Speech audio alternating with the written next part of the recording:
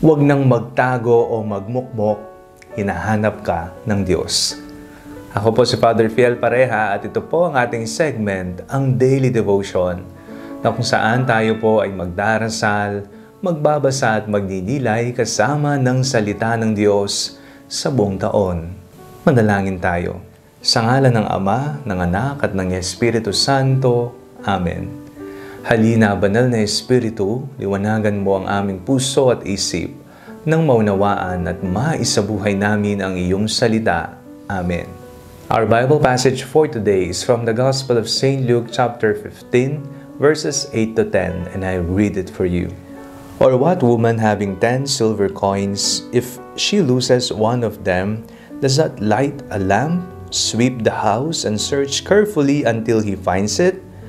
When she has found it, she calls together her friends and neighbors, saying, "Rejoice with me, for I have found the coin that I had lost."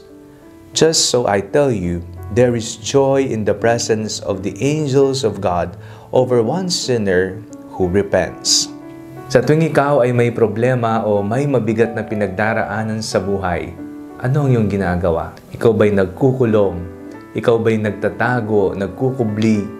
Ikaw ba'y nagmumukmok?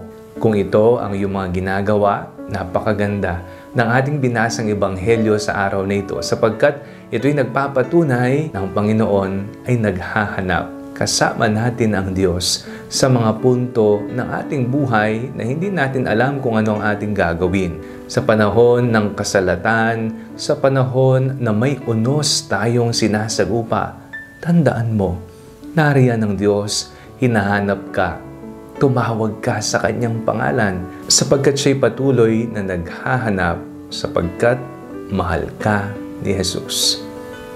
Manalangin tayo.